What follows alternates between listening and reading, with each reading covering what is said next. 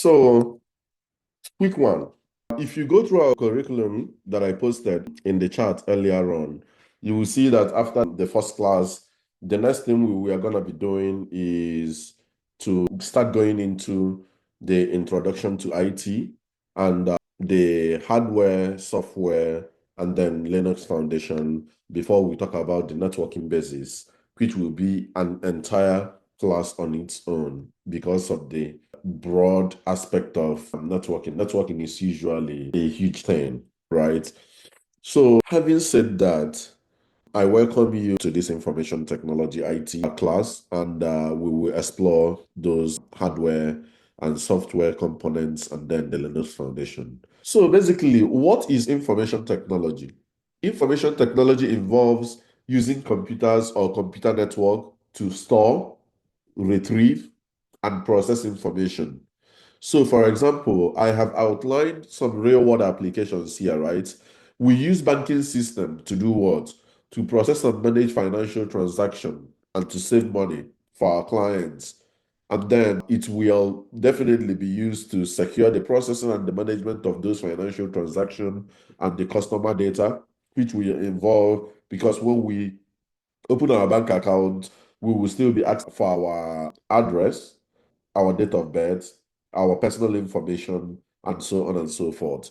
So the banking system is an IT system that is used, right, to be able to store, retrieve, or process any information that they have to be able to drive their business outcome. Uh, for example, in e-commerce platform like Facebook Marketplace, Amazon.com is going to also be a better example. Is that those marketplaces enable us to buy and sell our goods and services online, which means it's happening on the digital landscape, right? We are not going there in person to do that. So then you talk about cloud storage solutions, you store data on remote servers or somewhere else, and then you are able to access it via the internet in a scalable and way. And also, you can back up those data to make sure that you don't lose them if any disaster happens. Another example that I brought in was the healthcare record management systems as well. This is the digital system for maintaining and assessing patients' medical histories or medical incidents securely and efficiently to be able to enable doctors make their decisions, nurses make their own decisions, and every other person that is tied within that system. So these examples still brings down to what information technology is. It just involves using computer and networks to be able to store, retrieve, and process information. Any question on that? Okay. The next is, so when we talk about information technology, the next fundamental thing that we ought to discuss is what comprises of those components that we can say that this qualifies as a computer system or a computer network, right? And that is where the dichotomy of hardware and versus software comes in play. So we will want to, in this class, dissect those physical components. For example, when we are talking about hardware physical components right now, we will know that hardware is going to be anything that is going to be tangible. You can touch it, you can feel it yourself, you can see it. So those tangible physical assets that comprise of a computer system, sometimes, for example, a CPU, a central processing unit that acts as the brain of the computer, executing those important aspects of our instructions that helps us to manage our computer and our operating system. That is what a central processing unit does. But a GPU is mostly used to render video or images, and also GPUs are also known for their parallel ability to process many tasks at once, and also their core counts usually for CPU is going to be between 2 to 64 core counts, but a GPU can go between hundreds to thousands of core counts, thereby enabling them, giving them that flexibility to process as many tasks as we want it to process at once, and also is specialized for specific tasks like gaming. The typical use cases for GPU will be gaming, video editing works, AI, and simulation works. But the typical use for the CPU will be running operating systems on it and running applications or maybe a logical operations on it, like maybe I want it to do a math and give me the results. So those are the type of things that GPU can help you solve. Another thing is the memory, right? The memory and the storage. The components that makes up this memory and storage involves the RAM, the random access memory, which is just a temporary memory that stores information and programs that we use for quick access by the CPU. So the CPU is using it to be able to perform those instructions and manage those tasks that we are giving it to do. And also, another memory and storage component that I highlight is hard drives and SSDs, which is just a permanent storage devices that we can save the operating system or the application or any user data or any form of information on. The reason is that this will help eliminate, for example, in our personal computers, imagine if I have a hard drive and I load up all my pictures or some of my informations in that hard drive versus it being on my computer. Number one is it helps secure the information of that hard drive if that hard drive is placed in a secured place. So the memory and the storage has been highlighted. Then input and output device, like for example, your keyboard, your mouse, and also your monitor. All these are what comprise of our hardware components that we will be using overall as a computer system that we will use to perform any tasks ranging from storing, retrieving, or processing of information. But then when we talk about the software, right? So yeah, a quick question. Sure. The GPU is just strictly for graphics, Abi? Only for graphics, but mainly for graphics. But in addition to graphics, it will also be using any work that requires parallel computing or parallel processing. You can run it on a GPU because it will perform much, much better than running it in a CPU. What do you mean by that parallel processing? So parallel system is, for example, right? I have 1 million tasks that I want to perform, right? Ideally, how that works in a CPU system is I will perform this task, then I'll go to this, and I go to this, and I go to this. But parallel processing is I will process that 1 million within a second, and I'm done with it. Does that make sense? Yes, good. So that's the difference. Any other question? Okay, I'll proceed. So software is the opposite of the hardware, is basically something that we cannot touch. It is intangible set of instruction that tells the hardware what to do.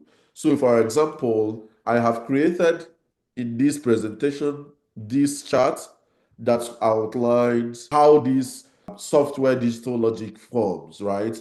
The first at the base layer is going to be the operating system, for example, right? So the software is just going to be the intangible sets of instructions that tells the computer what to do, and behind it is going to be our operating system. So for example, this MacBook that I'm using to deliver this lecture right now is running on an operating system, and that operating system controls how this hardware that is the MacBook and the services and the applications that I can load on top of it, right?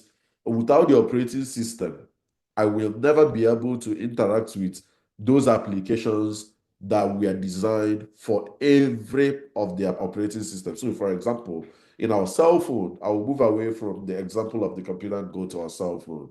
If you are using your Apple iPhone, you will be able or only able to run Apple softwares from the iOS, right? iOS operating system is what drives the iPhone. The iPhone is a hardware. You can touch it, you can feel it.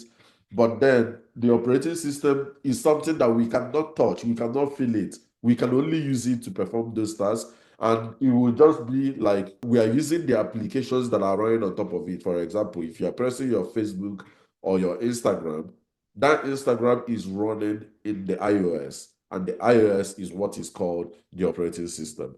And in this operating system, there is always going to be utilities or tools for system maintenance, right?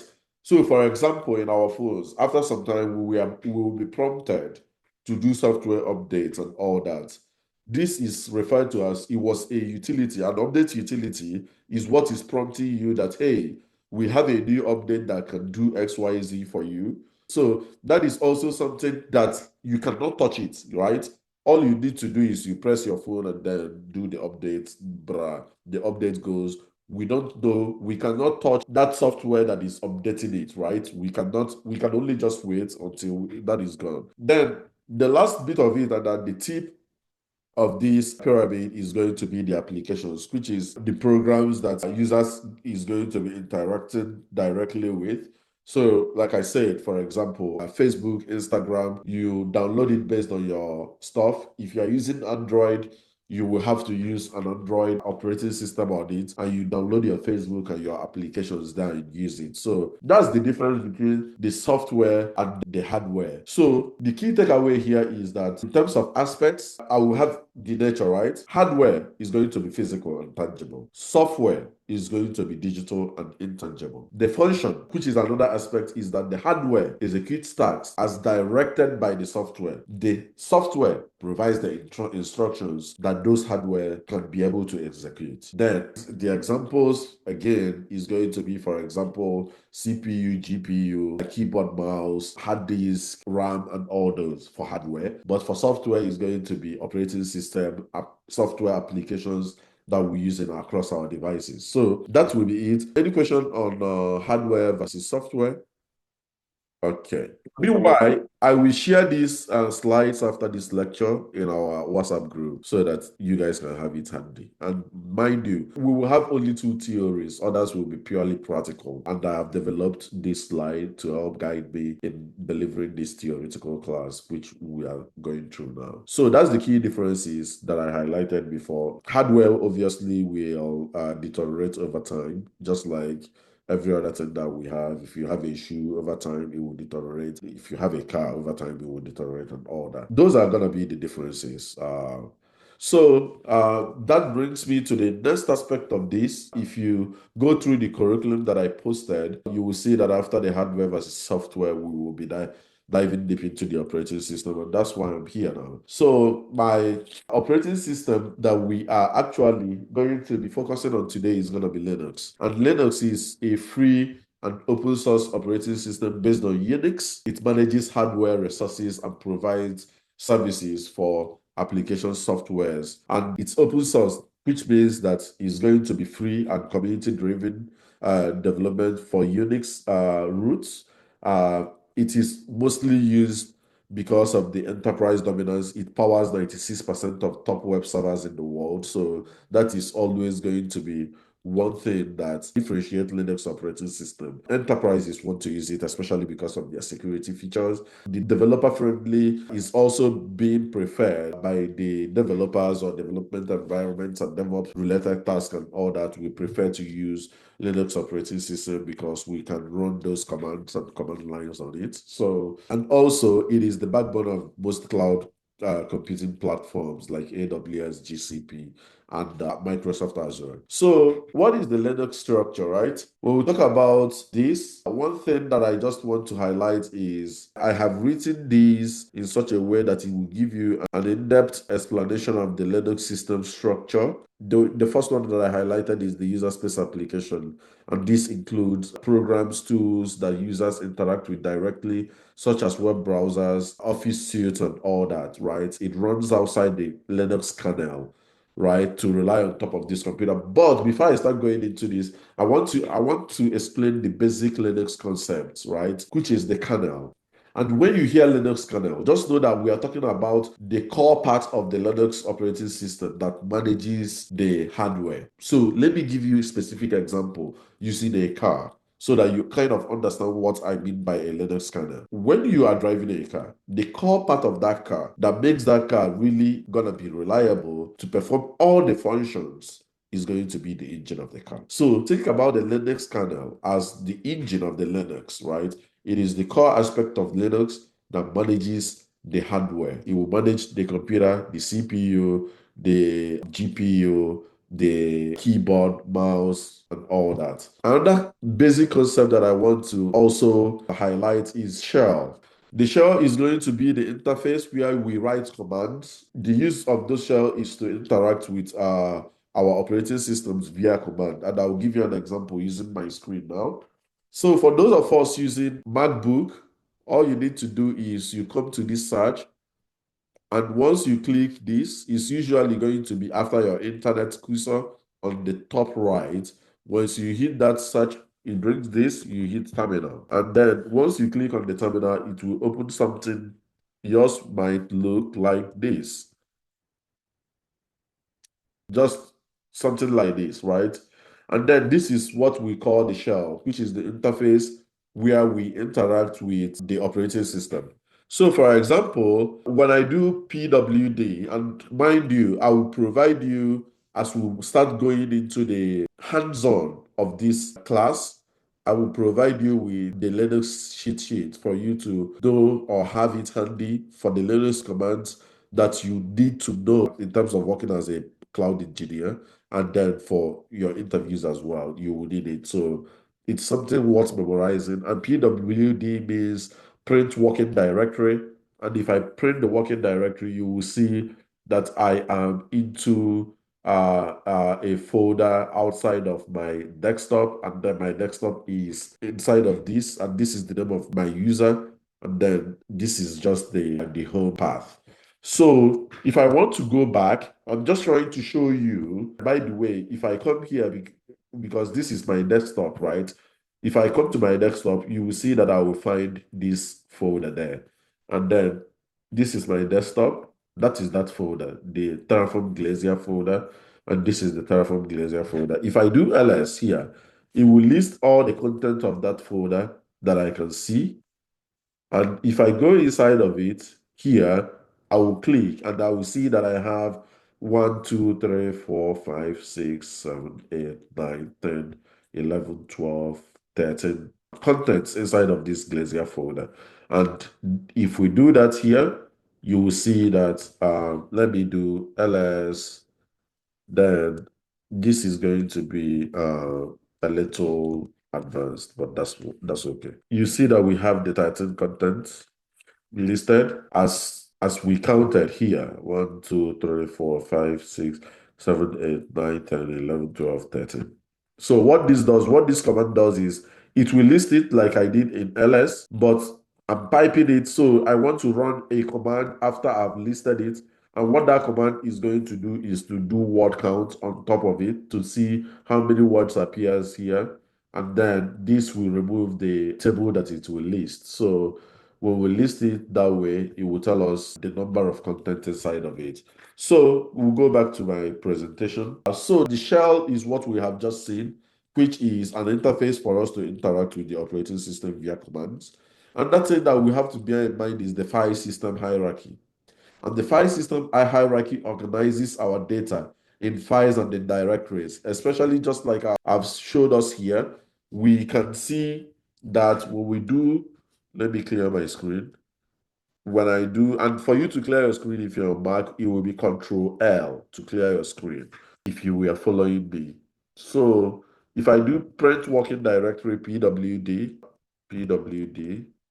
I will see that I have the desktop folder, and the side of the desktop folder is where this folder is.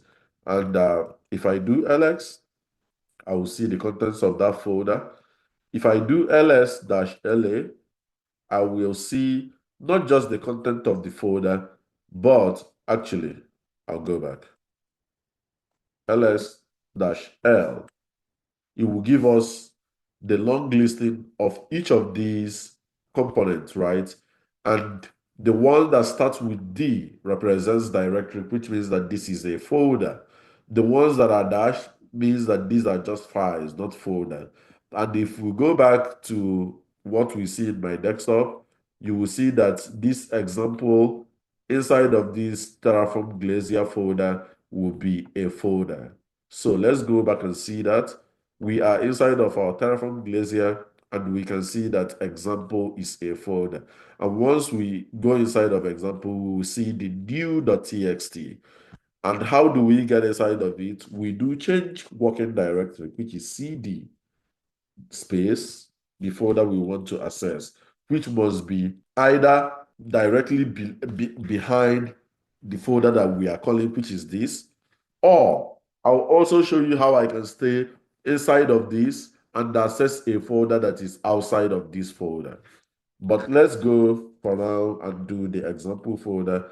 And I'm inside of the example folder. And when I do ls, I will see that I now have the new.txt, which is exactly what is inside of this. So why I'm showing this is to go back again and highlight that this is very important when you are working with Linux in terms of the file hierarchy.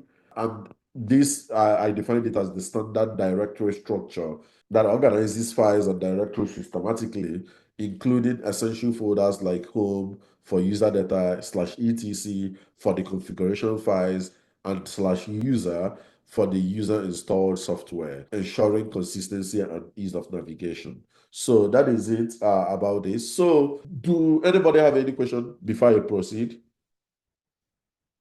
Okay. I, No. I will assume that there is no question, so I will keep going. So the next part of our discussion will be what is package manager. This is going to be a very quick one.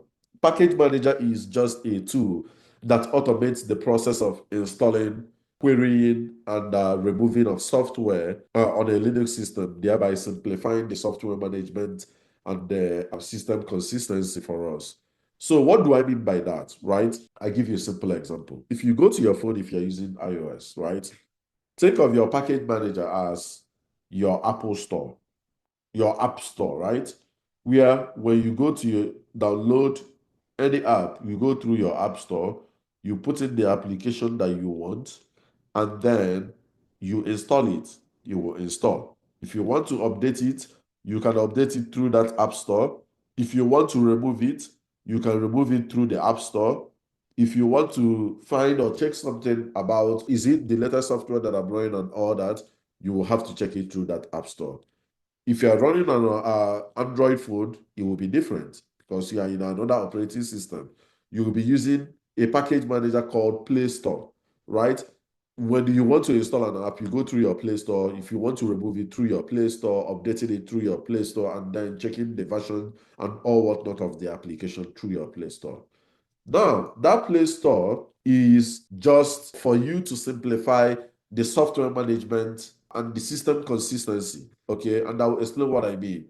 So, for example, if I want to install manually Facebook on my iPhone, right? I can decide to do that outside my App Store by going to facebook.com, getting the package of that application that is written for the operating system that I'm using, which in this case is iOS.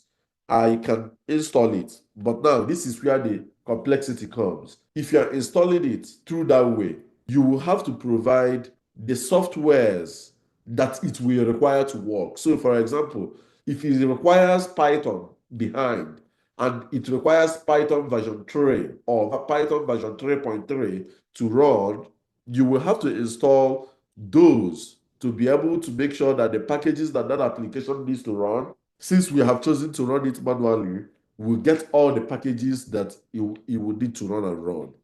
Now, a package manager eliminates that headache for us. You call it, it will run. And if it's running and whatever it needs to run on top of it is not existing already, it will install it for you and then enable you to run it, which gives you a way to navigate about it. And we will talk about a lot of the popular package managers that we have in Linux. It will be the APT, for Debian and Ubuntu users, they will be using the advanced package tool, which is APT. For Red Hat, CentOS, Fedora, and Linux flavor, they will be using your application package manager to do their stuff, right?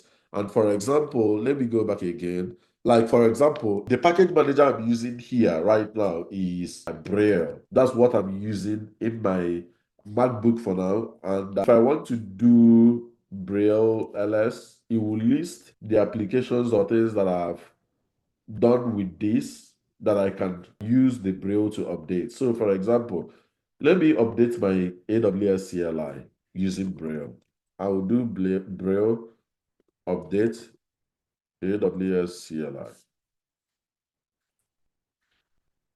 Use upgrade. So it's telling me to use upgrade instead of update.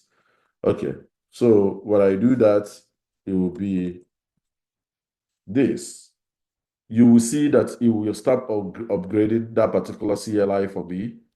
And that is, you can see the softwares that I would have been installing one after another for this software to have been properly installed.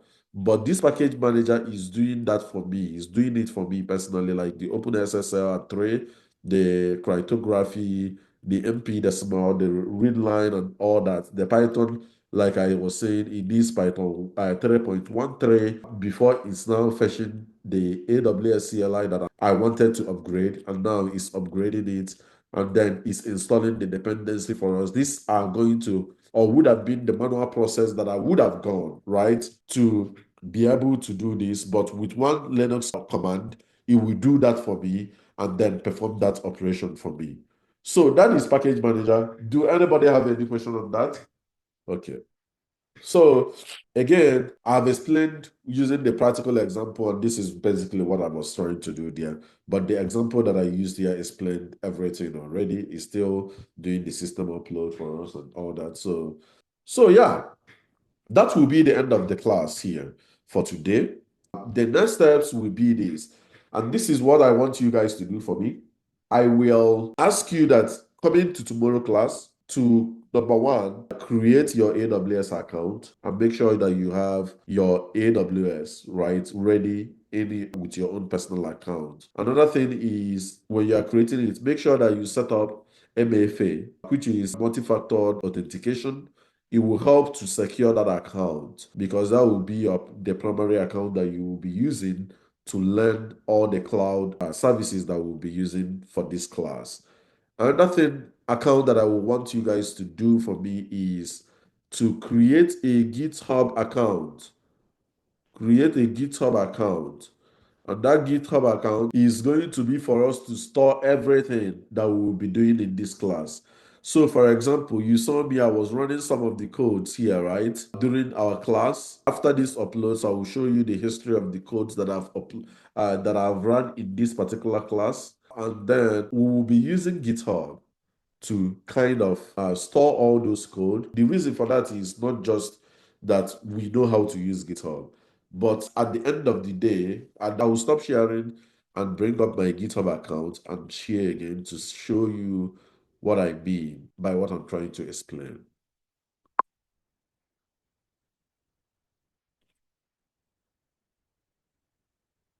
Okay, I will share my screen again. So, for example, this is my GitHub account, right? And if I come to my GitHub, this is my name. Yes, I can learn GitHub, but how do someone know that, this guy knows what he's doing now? Is through the codes that I have in my GitHub repository. So, for example, this is where I was learning GitHub Actions, which is a CI/CD pipeline. We will learn about those. For now, don't let it scare you. But this is the codes that I've written. So tomorrow, if someone is telling me, oh, have you run a Terraform that runs on a GitHub Actions?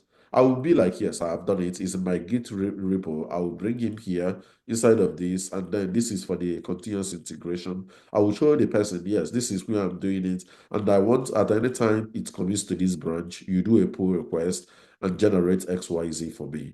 So that is it.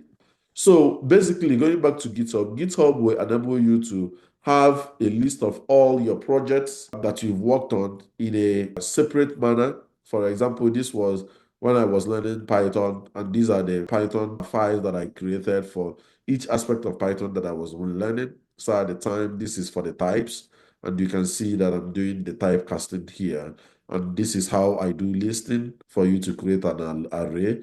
And this is how you kind of type list it. I'll call it to know the type data that it was on. And then this is input and all that. I don't want you to just focus on this code for now, but I want you to focus on what we do with GitHub. So you will need to create this account for yourself.